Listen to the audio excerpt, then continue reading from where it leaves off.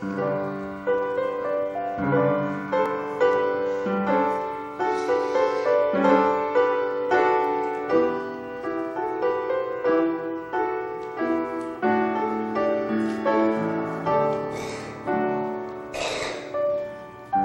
lesson today comes from Matthew 11, verses 25 through 30.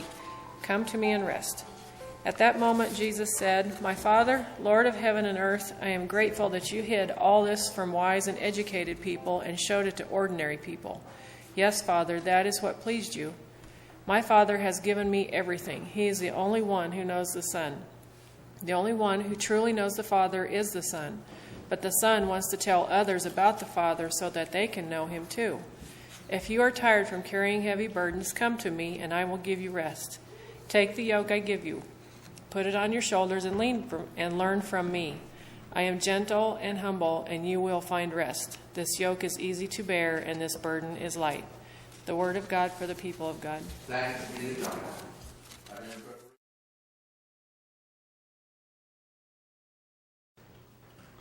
I think it's only fitting that in the list of symbols for the fruit of the Spirit, gentleness is represented by a banana.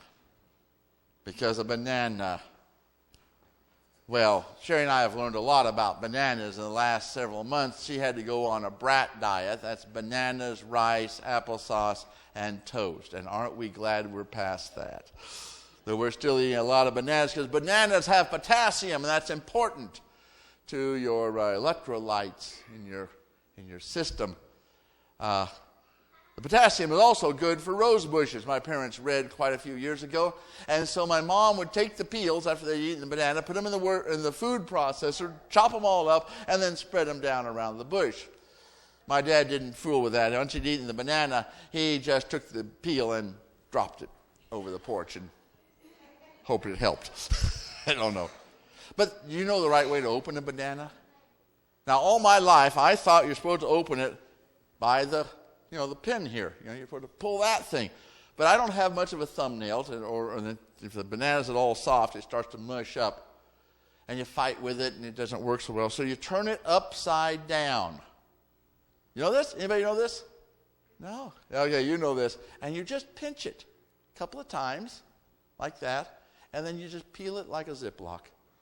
Isn't that something? It's a lot gentler. There's a little dab that's kind of the end piece there you got to get rid of.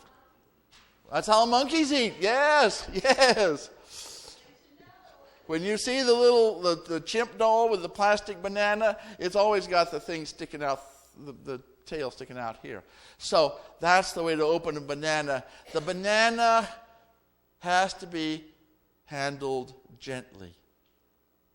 Even when it's green and has a real thick peel, you bang it around, and a little bit later, as it ripens, it gets a little older, you're going to see a big black dot on the skin and some serious mushiness inside.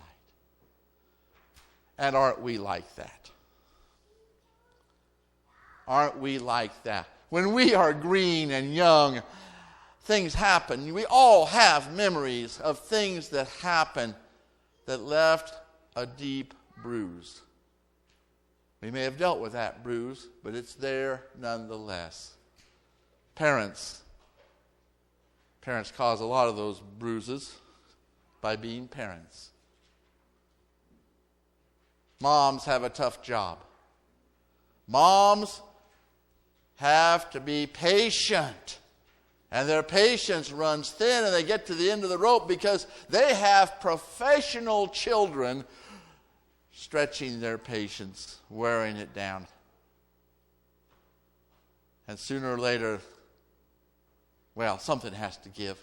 My mom, we had a forsythia tree, a forsythia bush out by the back porch when I was preschool age. And when Mom got really upset with me, she would take the paring knife, go out and grab one of those branches and cut it off, and then zip all the leaves and flowers off it, and she had a switch. And it was a switch to turn me off. But later on, she found something even better. The lumber yard had paint stirrers that you got for free. And one of them had stir thoroughly and often printed on it. And she thought that was good advice. Yeah. Dads have a tough time too. Now, when I was a kid, and the tradition is that the dad is the one who goes out and brings home the bacon and puts the food on the table and the roof over the head and scrambles to have enough for some kind of a vacation in the summer. And it takes a lot of work. There are long hours. There are things you don't want to do. There are times when you have to be away and you don't want to, but it still is there. I mean, my dad he traveled. He was a seedsman. He traveled to buy alfalfa and clover seed, and then he traveled as a seed district salesman for a seed company, and he was away. And he was away a lot of times when I wished he could be there. And those hurt. I knew why. It just hurt that he couldn't be there. The other thing was that Mom couldn't use that thing, wait till your father gets home, because we knew it would be several days, and by that time, my mom might have been getting over it. I messed that one up. Anyway, by that time, Mom would be over whatever it was she was mad about. We hoped. Parents have a tough time. And the worst part is sometimes we don't even know when we have bruised our little bananas. You know, a misspoken word, a misinterpreted action, a thoughtless judgment. These are the sins of being a parent. And we have to be gentle. Gentleness is not about being weak. Gentleness is not about becoming Mr. Milquetoast or Mrs. Pushover. You can't grow in the wholeness and holiness of our God's grace if we're cowered in the corner, afraid of pain and difficulty in life, because life is difficult. And we can't make it go away by hiding from it. No. To be gentle, we have to be, I read recently, aggressively gentle. Yes, aggressively gentle. It is a choice we make to honor those we deal with by loving them in the power of love with huge amounts of self-control. Because they're bananas. And we've got to treat them with gentleness. Remember Rita Pearson? We had a video about her a couple weeks ago. She had a student who got only 2 right on a test of 20 questions, and she gave the kid a +2 and wrote a smiley face on it. Now that is aggressive gentleness. The other kind of gentleness, the wishy-washy milquetoast gentleness, is to just, oh, that's all right, honey. You did your best. We'll pass you on to the next teacher. We'll pass you on to the next teacher. He'll pass you out the door, and there you are. And you think the whole point of life is carelessness, because nobody could have cared less for you. No, aggressive gentleness is to look at somebody and say, well, they say, is that an F? And you say, yes, but you're on your way. To love somebody with aggressiveness and gentleness. Ah, how powerful is that? To be gentle is to recognize that each human being you come in contact with, especially the ones you have to bump into regularly, are dear children of God, and Christ died for them too. And who would want to hurt somebody like that? Jesus offers his yoke of gentleness, his harness, his bit in the mouth. And as a young man, I despised that passage. I disliked the idea of anybody being in control of me. I was going to be myself. And and powerful in my own right. You see, I just didn't know yet. I didn't know that Dave Moorman isn't much. And in 100 years, nobody on this fleck of flotsam in this vastly vast universe is going to remember Dave Moorman. However, I do know that the love of God continues to swirl and to move through the whole universe, with the planets and the galaxies and the hearts of humans on this terrestrial ball. And that love never stops. And my prayer is that my life can share some of that love. Not me, but Christ through me.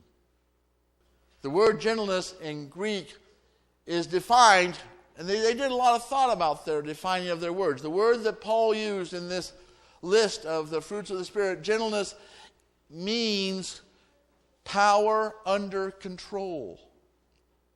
And the image they use, the picture they would use, is that of a horse being trained. So here is this animal with huge amounts of power. If you've ever seen what happens when a horse gets mad, there's a lot of power loose there. But having that power under control, that's what makes gentleness. That's why Jesus offers his yoke to us, that we may have the power of love and yet have it under control. You see, we all have boundaries. We all have circles around ourselves of, well, what's me and what's not is the big one. And I've got my ego boundary. Everybody does. And when we fall in love, we drop that ego boundary. That's why lovers think that the two become one. You know, we do that in the unity candle in wedding ceremonies. Two become one. And we take those two boundaries and we tie them together. We tie the knot. And we become within one boundary as a couple and then as a family. But we have other boundaries. We have boundaries of our larger family. We have boundaries of our town. You know, a small town like this, every small town, most of the people live within what I call a circle of competence. You know what you're doing, you know how it works, and most everybody's in that circle. Now, you step outside that circle, and it's a little crazy. But within that circle, everything knows how to work. We have circles around our country. We have borders because we're American and they're not. We have circles, well, there are thousands of circles of competence in the city, but they're all meshed around and everybody's a little nuts. And then you have the beltway around Washington, D.C., and I call that the circle of incompetence because they have no idea what happens outside of that circle. We all have these boundaries. Why do Jews refuse to eat a bacon cheeseburger? That kosher laws seem crazy until you understand it's part of their boundary of being Jewish. Amish people have a different boundary than others. So do Islamics and others. Even atheists have a boundary. Their boundary is, I'm here and God's someplace else. Even vegans have a boundary. We all have boundaries. We all have boundaries because it's how we know who we are. We have a boundary right here. We have a boundary called Christian. We have a boundary called Methodist. We have a boundary called this congregation. And I'd love to spend some time discussing where those boundaries are and what they mean to us, because I think that would be important for us to know. And we probably will have our disagreements about exactly where the boundary is, and that's okay. They're just boundaries. The importance of boundaries, I think, was made clear by Ricky Nelson in his last great song. But it's all right now. I learned my lesson well. You see, you can't please everyone, so you've got to please yourself. You got to know who you are. And to know who you are is to know your boundaries. But there's two important things to remember about boundaries. One is that a wall marks a boundary, but it says something about the people who made the boundary and what's important to them. I'm thinking of the Berlin Wall. I'm thinking of the wall that separated East Europe from Western Europe, the Iron Curtain. And that wall was a wall of fear that the people behind that wall needed to stay behind that wall, and they didn't want to. They must have been doing something wrong, but they refused to admit that it was wrong. They built a wall instead. And I also think about the wall that the Israelis have built around the West Bank and the Gaza Strip and around Bethlehem, these Palestinian areas, because what that's saying is that we are afraid of you. And that has nothing to do with love or with gentleness. That is imposing a boundary upon others. Another reason, though, important reason for boundaries is that there comes a time in everybody's life when they need to step over the boundary. There's a time in every child's life or young person's life in this town when they say, I've got to leave. I've got to get out of here. It's the hero quest. It's exactly what is told about in the story of Luke Skywalker in the Star Wars saga, and Neo in Matrix, and Bilbo Baggins in The Hobbit, and Jesus in the wilderness. Got to step over the boundaries, over the horizon, and see what's on the other side. A lot of people leave the small town, and then they go off someplace and they build new boundaries in strange, far-off places. Some never really leave town, but they also face their boundaries. They have to face, what does it mean to walk through the valley of the shadow of death? And what does it mean to have the shepherd offer you green pastures and still waters right where you're at? And there are young people who leave and they come back.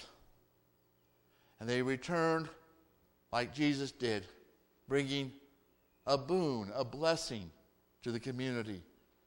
They don't come back to the same community, the same boundaries. They've developed their own, and they know who they are, and it's all right now.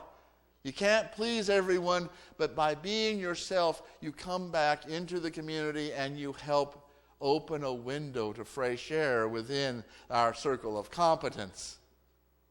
And it's a new life. It's a new possibility. Boundaries, if we understand them and we live within them, and sometimes we make boundaries. We're not going. My dad, when he came back from the war, he said, I'm not going to cuss.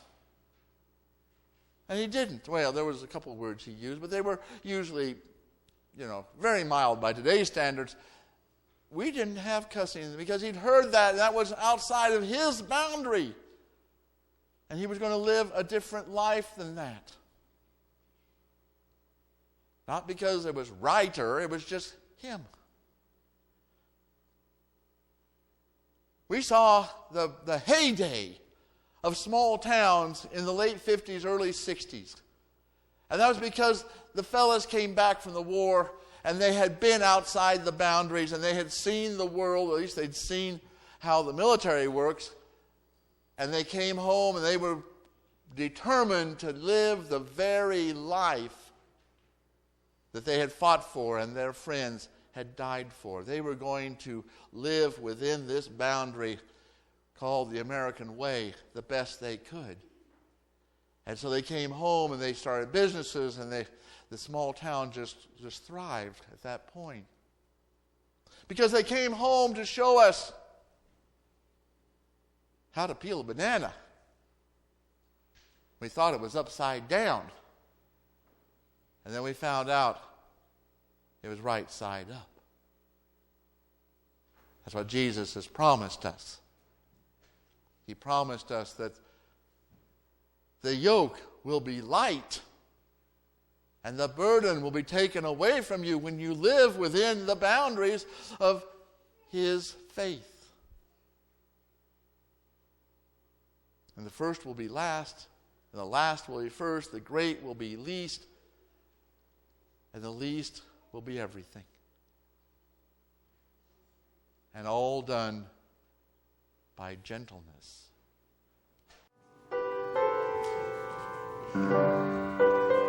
Thank you.